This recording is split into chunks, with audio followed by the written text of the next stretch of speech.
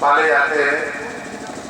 मुझे अभी भी याद है कि मेरा घर और बैठका जिसको बोलते हैं उसके बीच एक ऐसा जगह थी जहाँ हमारी गाय बांधी जाती थी और वहाँ ऐसे ही गोबर बांधने की जगह बनी हुई।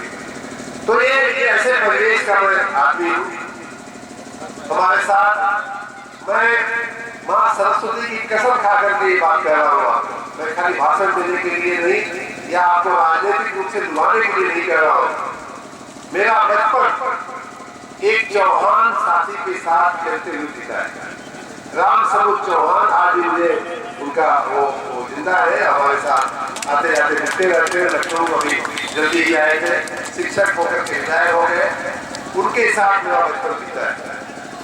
हमारे घर में आज भी एक हरिजन परिवार की एक महिला हमारे घर में ही रहती है। मैं उनके परिवार के साथ, हमारे बच्चे बड़े हुए हैं, हमारे भाई बड़े हुए हैं, हमारा परिवार पूरा उनके साथ बड़ा हुआ है। आज भी कई यादव परिवारों के साथ, कई मुसहर परिवारों के साथ हमारा इतना घनिष्ठ संबंध है। मुसहर हमारे गांव के जो मुसहर जाति के लोग हैं, वो तो मैं जब भी जाता हूँ पूरा बच्चे महिलाएं सबके साथ 25-50 की संख्या में आकर के हमको प्रेम देने के लिए, खाली बस मिलने के लिए, बस मिलने आ गया। उनके मोहल्ले में छोटी छोटी समस्याएं थी, बिजली नहीं आती थी, लाइट नहीं आती थी, पानी की समस्या थी, वो हमने थोड़ा कह करके थोड़ा दूर करवा दिया। उनको ये सब सुविधाएं मुहैया करवा दी, उससे उनका प्रेम बहुत बढ़ गया। तो इस तरह से मैं हमेशा सर्व वर्ग के साथ जीने वाला व्यक्ति हूँ।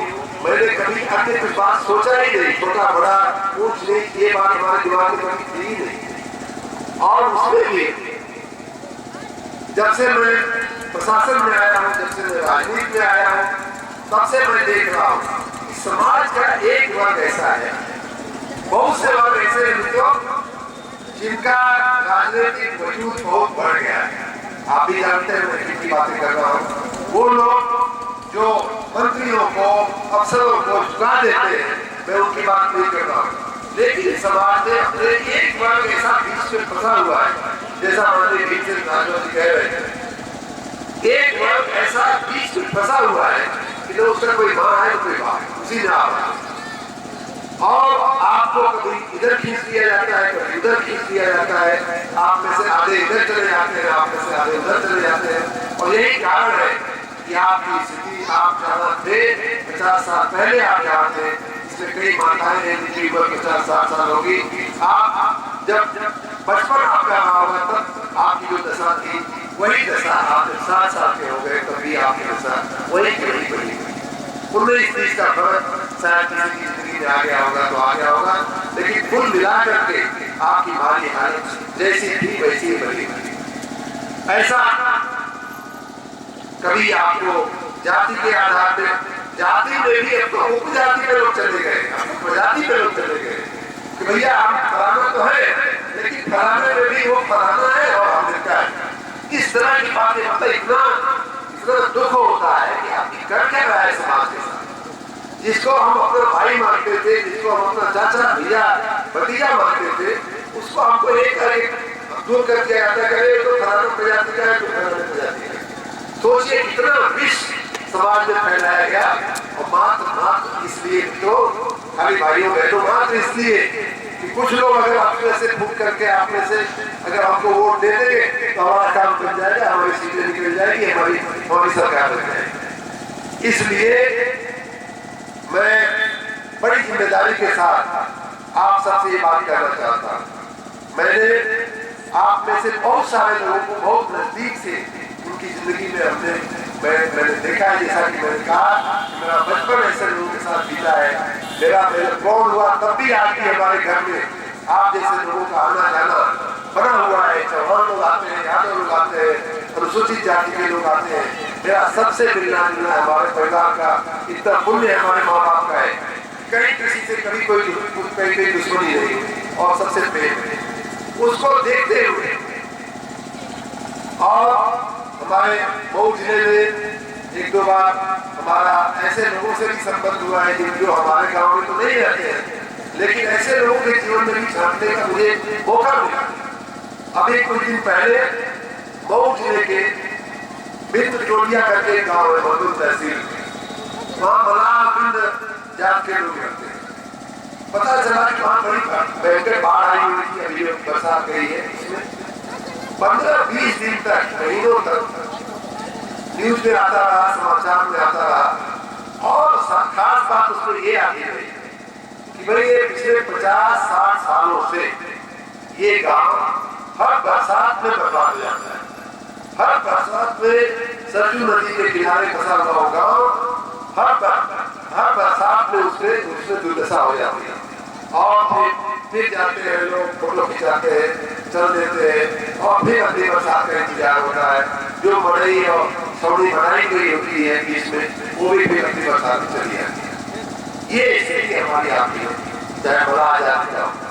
मैं सिंह में पूरे एक बार गया, वहाँ निशान का जो कहानी है भगवान राम के साथ, मैंने उनको पूछा, भाई साहब आप लोगों का जीवन कैसा है 2013 में गया? उन्होंने कहा भाई साहब कहने के लिए तो हम लोग बहुत बड़े इसमें माने जाते हैं, सब लोग आते हैं, हमारा वोट भी ले आते हैं, लेकिन सच पूछिए तो निशान राज कह देने मात्र से उनका काम हो जाता है।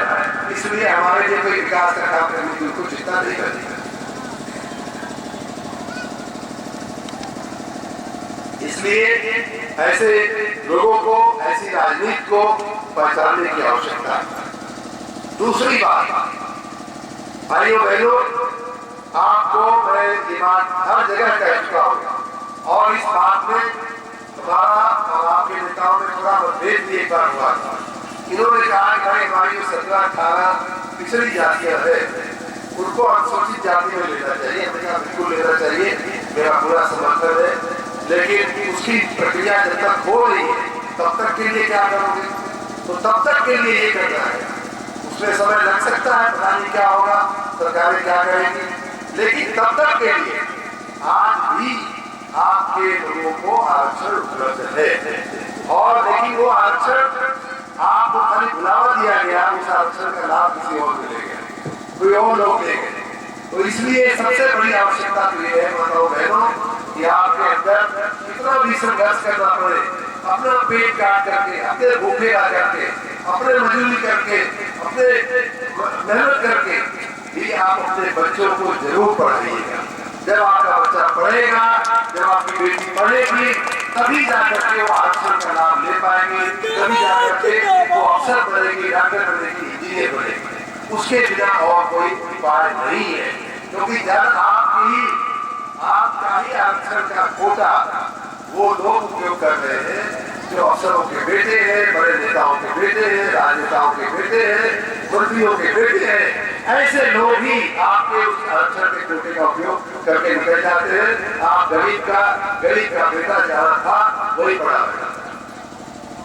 आपने समझदारी करी है, आपको मैं समझदार करने आया हूँ, आपको सतर्क करने आया हूँ कि आप जब तक अपने बच्चों को पढ़ाएंगे नहीं, आप अपने मताधिकार का उपयोग जब तक बुद्धिमानी से नहीं करेंगे, तब तक कोई भी कुछ भी कह ले, कोई कुछ भी आपको वादा करके चला जाए, आपकी माली हालत में सुधार नहीं होने वाला है। आपने 50 साल देख लिया, 60 साल देख लिया, 70 साल देख लिया। तीसरी बात मैं कहना चाहूंगा कि आपके बहुत कम नेता ऐसे हैं जो आपके बारे में सोचते हैं। बहुत कम नेता ऐसे हैं जो समाज के बारे में सोचते हैं, अपने गरीब भाइयों बहनों के बारे में सोचते हैं। नहीं तो चाहे अफसर हो, चाहे नेता हो, आपके ही बीच से निकलने हुए लोग, आपके ही भाई बहन और बनकर के आपका ही वोट लेकर के बड़ी कुर्सियों पर बैठने वाले लोग जब एक बार बन जाते हैं, जब उनके हाथ में ताकत आ जाती है, सत्ता आ जाती है, तो सत्ता के नशे में इतने अंधकार में हो जाते हैं, इतने अंधे हो जाते हैं, इतने चूप हो जाते हैं कि अपने ही लोगों को पहला काम यही करते हैं कि आपकी एंट्री को, आपकी एंट्री उनके घर में बंद कर दिया जाती है। वही फलना आई तो बता देते हैं, अरे भाई फलने के वोट से तो बना रहा, उनके कैसे मना कर सकेगा भाई?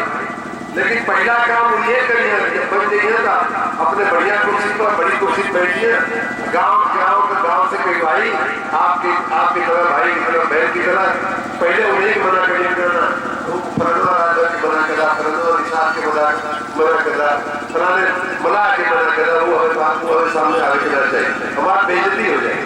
ऐसे भी लोग समाज में मैंने खुद देखा है भाइयों बहनों,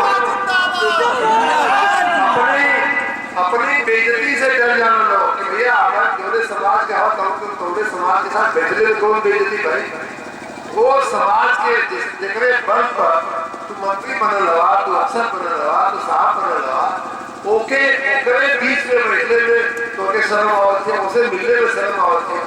तो ऐसा लोगों के पार्टी पहचाने की पड़ी। ये मौका देखा, मैंने कहा था कि हमने 50 साल इंतजार कर लिया, लेकिन अगला 5 साल फिर इंतजार करने के पक्ष में नहीं है, क्योंकि अब वो 5 साल जब होगा तो बहुत देर हो जाएगी।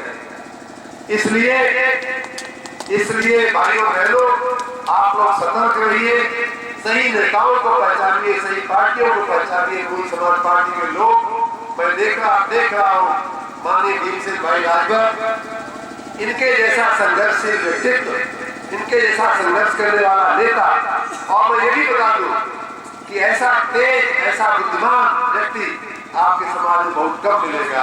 मैं इनको बहुत बहुत साधुवाद देता हूँ, इनकी जितनी भी प्रशंसा की जाए कम। इनके अंदर जितनी संगठन शक्ति है, बोलने की जो स्टाइल है, जो सोचने का जो तरीका है, इनका पहले ही मुलाकात में कायल हो गया। इन्होंने एक ऐसा दृष्टांत मुझे सुनाया कि वो बड़े मैनेजमेंट के बहुत पढ़े लिखे लोग वो दृष्टांत सुनाते हैं। मैंने बहुत बड़ी संस्थाओं में वो दृष्टांत सुना हुआ है। वो दृष्टांत जब इन्होंने आपके जैसे लोगों के बीच की एक छोटी सी मीटिंग में जब कहा, उसी दिन मैंने इस हीरे की परख कर दिया था, ये हीरा है, और जब मैंने परख कर दिया तो आपके हीरा तो आपकी जिम्मेदारी है कि आप उस हीरे को और भी समर्थन करें, और भी तलाशें, जिससे कि और भी चमक आए और वो आपके समाज का, अपने प्रदेश का और अपने देश का एक हीरा। आपके हाथ में जो कागज है वो अभी ले लिया जाएगा। उसके बाद उसमें जिसको जो आवश्यकताएं होंगी, हमसे जो हो सकेगा हम उन अधिकारियों तक पहुंचाने का प्रयास करेंगे। माताएं बहनें, आप सुबह से बैठकर तपस्या कर रही है, ये मेरा वादा है कि आपका कागज उचित जगह पे पहुंच जाएगा। लेकिन मैं ये आपको बता दूं कि अब मात्र 1 महीना 1.5 महीना बचा है कामकाज का, फिर इलेक्शन का समय आ जाएगा। इलेक्शन में आप जानते ही चुनाव में लोग व्यस्त हो जाते हैं, अधिकारी सरकारी तंत्र व्यस्त हो जाता है, तो अब जो भी होगा शायद इलेक्शन के बाद होगा। लेकिन मैं वादा करता हूँ कि आपके साथ न्याय होगा, आपके लिए जो भी करना होगा हम करेंगे। जिस दरवाजे पे जाकर के आपको आवाज देनी होगी, उस दरवाजे पे ले जाऊंगा आपके लिए, और आपका काम पूरा करा करके ही मैं चयन दूंगा।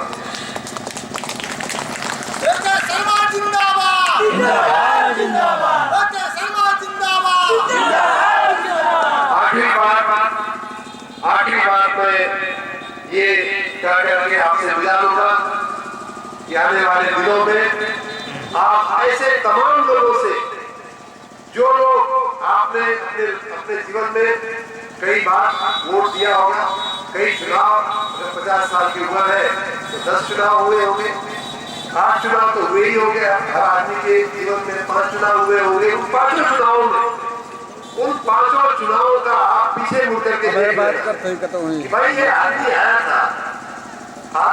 था, इसने हमारा वोट लिया, पिछली बार कुछ ऐसा बोल के गया था कि हम आपके लिए ये करवा देंगे, वो करवा देंगे, सड़क बना देंगे, स्कूल बना देंगे, आपको मकान दिलवा देंगे, आपके बच्चे को नौकरी दिलवा देंगे।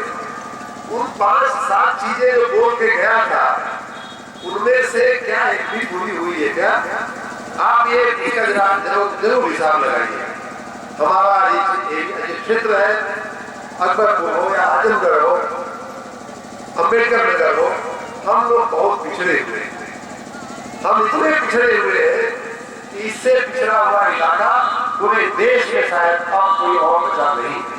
हम सब आपका ये जो अम्बेडकर नगर जिला है वो देश के जो सबसे पिछड़े हुए जिले हैं उनमें आता है।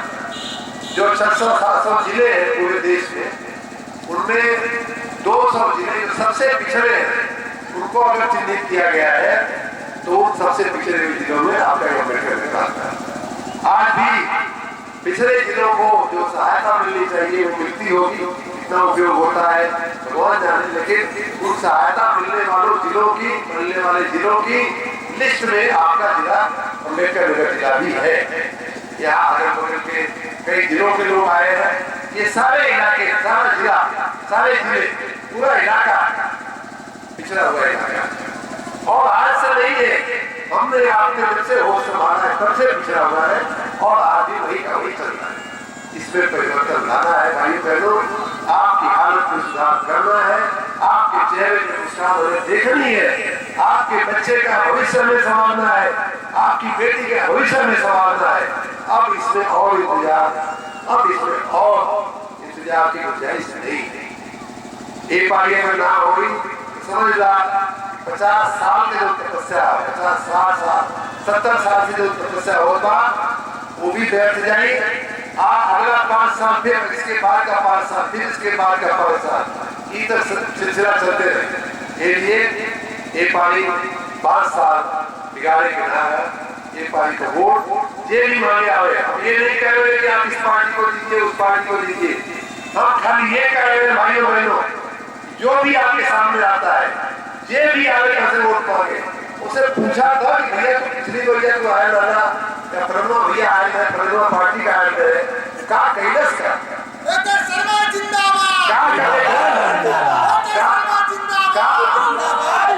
हमारे घर के, हमारे परिवार के, हमारे गांव के, हमारे मोहल्ला के, हमारे टोला के, हमारे बड़े खातिर, हमारे मकान खातिर का कैलस भाई, ये तो पूछ ही सके ना।